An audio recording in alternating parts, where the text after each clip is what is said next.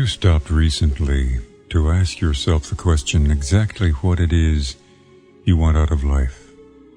And at this point in time, have you succeeded so far? Welcome to Nightsounds. I'm Bill Pearce. We begin our program now and then asking questions somewhat like those about what we're after in life. Have we found it? What kinds of stressors are we facing? Are we coping? Is there something you're up against that's not working? Is your ladder leaning against the wrong wall? Those kinds of questions can be disturbing. But it's good sometimes to take a reading on where we are. Take an inventory of what we've gathered and accumulated en route. So what are we pursuing? Money? Fame? Success of some sort? How about status? Exactly where your niche is in life. What level are you at this point? Tonight's program I've subtitled The Status Seekers. And the past week or so I've received a book that was lying on my desk when I came in my office in the morning. This happens quite a number of times. I see these books and I don't know where they come from. Now and then a listener will send one in and autograph it, or an author, maybe a listener to Nightsounds. And we quote so many people, so many good writers out there, and those who can express themselves, who have something to say, who've lived long enough to learn a few lessons and pass them on to the rest of us. Well, I saw a book that someone left on my desk, and it was titled A 10-Week Journey to Living in Absolute Freedom, by Donna Parto, whom we've quoted before on this program, but not in book form. She's written articles in various magazines now and then. But it sort of puts together her pursuit in life and what she was after, the various wrong turns she took, the lessons learned, getting back on the right route, asking directions, and so on. Well, I was somewhat intrigued by one of the captions to a chapter in here that read, "Sold to the relentless pursuit of status." And she begins by quoting a verse from the Old Testament, Isaiah chapter 49, verse 4, which reads, "But I said, I have labored to no purpose. I have spent my strength in vain and for nothing.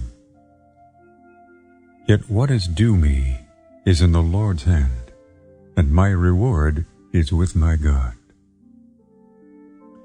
So tonight's program, as that key phrase and verse would point out, is about status seeking. And I'm going to quote quite freely from this book because I think she has a lot to say to many of us who may have gone the same route or are in the midst of it currently. She said it's amazing how different people can do the exact same thing for different reasons. For instance, yesterday, I just happened to remember how my husband and I were both on the fast train to the city. He was on the train in pursuit of financial security. There was something else I wanted, more powerful, even more dangerous than the love of money. That was pride, or to use the more polite term, the desire for status. She said I spent the entire 1980s in the relentless pursuit of status. Maybe it was an 80s thing. And she said I don't meet as many women consumed with climbing the corporate ladder as I once did. Then again, maybe that's just because I now live in a podunk town in the middle of nowhere. The only ladders to climb around here are at the feed store. on the chance that there are still women out there expending themselves on the elusive goal of having it all. For what it's worth, I offer my experience as a word of warning. Throughout the early years of my illustrious corporate career, I bore the title secretary. No offense intended to secretaries, but to me, it was a badge of humiliation. I, Don Aparto, who dreamed of attending Harvard my whole life, and who bragged to everyone about my dream. I, who had attended a ritzy Ivy League university, didn't graduate, just attended. I, who was going to be a famous corporate lawyer, sat in the midst of the go-go 80s, earning $5 an hour, while my bosses, few of whom worked harder than I, raked in 6 figures. I literally worked like a slave. Maybe I've shared previously that my husband, who is Iranian, would not let me leave the house unsupervised. However, since he was desperate for financial security and hadn't been able to achieve it on his own, he let me go to work. My husband would drop me off in the morning before going to his office, which was usually an hour away. He'd work 8 to 10 hours, then pick me up at the end of the day. So, right off the bat, I was working an extra 2 to 3 hours a day every day. If your math is better than mine, you'd already figured out that I was averaging 60 hours per week. Since I wasn't allowed to go anywhere other than the office, and since I had no other way of boosting my non-existent self-esteem, I worked. And I worked. And when I work, look out. I am a one-woman working machine. I worked frantically, desperately, hoping that someone would notice my drive, my talent, my commitment, and honor me with a new title, a prestigious title. I wanted to attend meetings with important people. I wanted status. I wanted a business card. I wanted a corner office, a company car. I wasn't allowed to drive, so what was I thinking? Ironically, the more I sought it, the more it eluded me. And rather than noticing what a rare gem of an employee I was, most of my coworkers just thought I was a nut, a hyperactive, annoying nut at that. Eventually, God gave me a small taste of what I had yearned for. Gradually, rung by rung, I made my way up the corporate ladder. Finally, I was promoted to the prestigious investment banking department, where I sat in a huge, cushy chair at a fabulous mahogany desk with brass fixtures. They printed my name on a business card with my fancy title emblazoned on it, Investment Banking Representative. My new boss believed in me and wanted to send me out to win new customers. But I wasn't allowed out, of course. I didn't know how to tell my boss that. My first business trip was a trip, all right. They sent me to the bank's corporate headquarters in Pittsburgh. When I got to the hotel, guess who was waiting for me? My husband. He couldn't afford a plane ticket, so he spent all day riding the train. Ironically, the more freedom I won in the workplace, the tighter became my bondage at home. Then came the clincher. My boss promoted me again, and a company car came with a new position. But I don't know how to drive, I protested. I'm afraid to drive. I didn't have the guts to tell him I wasn't allowed to drive. No one to put up with nonsense. He simply declared, "You will drive, or I'll fire you." So I learned to drive. I took clients to fancy restaurants and did the round of prestigious corporate events. It wasn't all I thought it to be. Deep inside, I still felt like nothing, like I'd never be anyone important. Finally realized it wasn't the title, it was me. About the time the axe fell, our entire department was eliminated and told to clear out within the hour. My enslavement to corporate culture ended abruptly.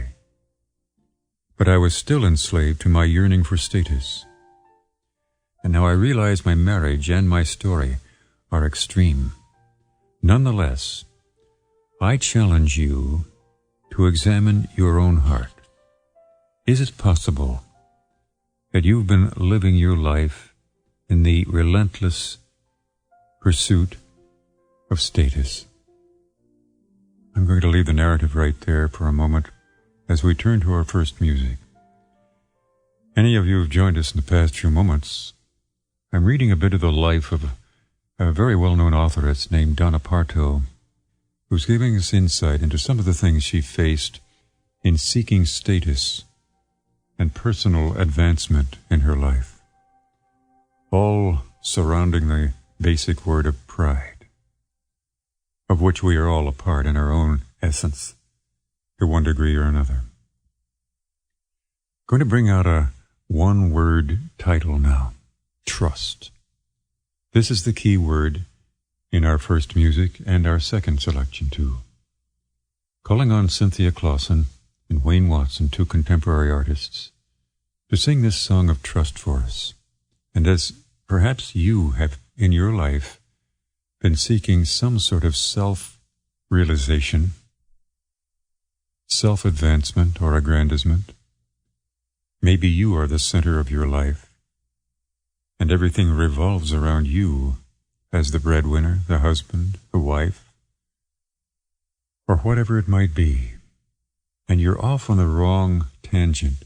The center of your life is not true. If Jesus Christ is at the center of your life, the circumference will take care of itself. Let's just settle on that word trust for a moment. Trusting whose heart, whose yearning, your own, mine, or... Let's take a listen. All things work for our good, though sometimes we can't see how they could. Struggles that break our hearts in two sometimes blind us to the truth. Our Father knows what's best for us. His ways are not our own. So when your pathway grows dim and you just can't see him, remember you're never alone. God is too wise to be mistaken. God is too good to be unkind. So when you don't understand, when you don't see his plan, When you can't trace his hand, trust his heart. trust his heart.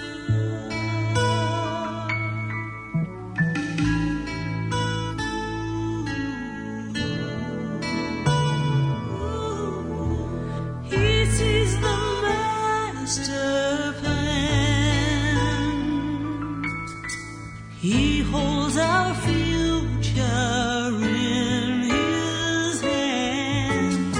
So don't live as those who have no hope. All our hope is found in him.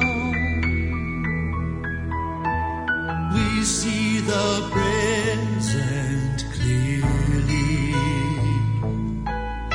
but he sees the first and the last. And like a tapestry, he's leaving you and me to someday be just like him.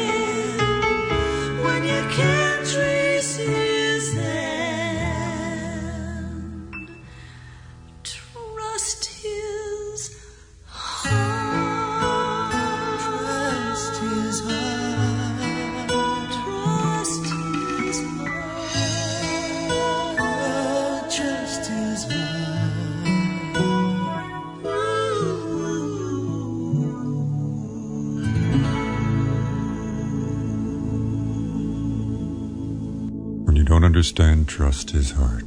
Soloists and duettists, Cynthia Clausen and Wayne Watson. In our program tonight, subtitled Status Seekers. This is Nightsounds. I'm Bill Pearce with you. In late evening and early morning hours, whenever the local radio station managers elect to put us on the air. Whenever it is and however we find you, thank you for joining us and for staying with us if that's the case. We'll be going off the air in a few minutes, and I want to leave you with something that you can hold in your hand and perhaps use between programs. Perhaps you'd like to have a catalog of the entire field of ministries. Our address, Nightsounds, Wheaton, Illinois, 60189. Tonight's program, Status Seekers. I'd like to read from another author here who's had a lot of experience in life. This one is entitled Sawdust Desires. It's really a question to God and to herself and anyone who would listen. She writes, "How long will I love what is worthless? Why do I revel in shining baubles to adorn my tree of life? Tinsel, garlands, and twinkling lights on false plastic branches. Why does it give me pleasure to possess waxen fruit with imitation shellacked colors, without fragrance, lacking taste, devoid of nourishment, cold to the touch? Within my reach is reality, to exchange for artificiality, the genuine for the counterfeit, a replacement for my sensuality. Precious and worthy is his pearl of great price, bright and morning star, giver of true life, true vine to produce true fruit in me, fairer by far than all my sawdust desires." And those verses are based on Psalm chapter 4, verse 2, which reads, "O sons of men, how long will you love what is worthless?" Our title tonight on Night Sounds, Status Seekers. Quoting Donna Parto, she said, "I challenge you to examine your own heart. Is it possible that you've been living your life in the relentless pursuit of status? Is there a title, a badge of honor, that you're desperate to earn? Do you feel an inordinate need to justify your existence, to prove that you're worthwhile as a human being, that you know things, you can do things, that you count for something?" She said, "I meet many young mothers who struggle with the title stay-at-home mom. They feel like they need a job outside the home to feel important. Or they volunteer for committees or coach the girls' softball team, anything that will give them a sense of significance. Different people may do the same things for different reasons. Maybe it's an economic one. If you're active outside your home for the right reasons, and you can keep first things first, that's wonderful. However, if you're running away from the routine tasks of motherhood in search of status, you have sold yourself cheap, living in slavery. Christ wants to set you free." And I think we can expand that whole thought to any of us, men or women. What kind of status are we seeking? What's going to happen to our degrees and our plaudits and our rewards? I was just pointing out to some guests who came into my office this afternoon before this program was recorded. They were asking about some of the hangings on the wall. And, well, this one's that and this one's over there. They gave me this for that. But what does it matter when it all falls into dust someday? What will we have to show God, who created us for himself, to do his work his way? I'll leave that with you and with myself here as we turn to our next music. This is a familiar old song. I think many of you will know and sing along, but let's think of the words once again. When we walk with the Lord in the light of His word, what a glory He sheds on our way. While we do His good will, He abides with us still, and with all who will trust and obey. Trust and obey, for there's no other way to be happy in Jesus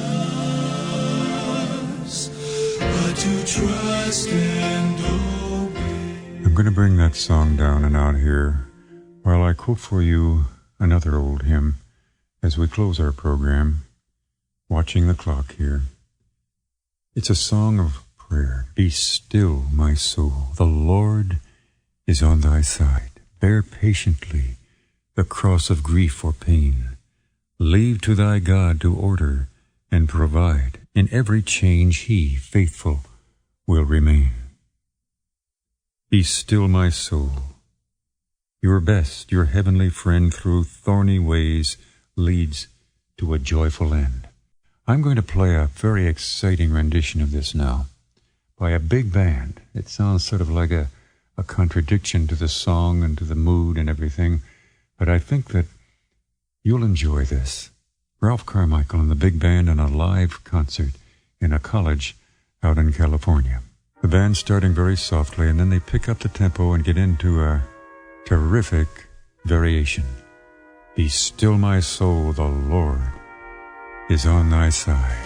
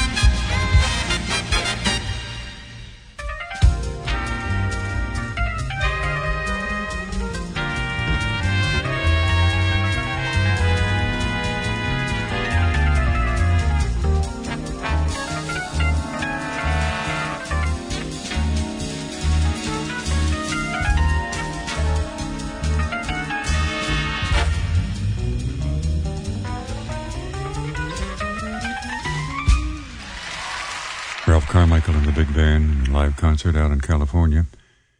Playing our closing song tonight in a rather exciting fashion, Be Still My Soul, the Lord is on your side. Let's remember that as we take our leave tonight. Thank you for being with me. Let's not be status seekers, but seek what God's will. Seek ye first the kingdom of God, and all these things will be added to you. And He will direct that course and that accumulation of things, whatever they may be. Love to hear from you. If we can pray with you and for you, send materials, a catalog. Our mailing address, Nightsounds, Wheaton, Illinois, 60189. God bless you.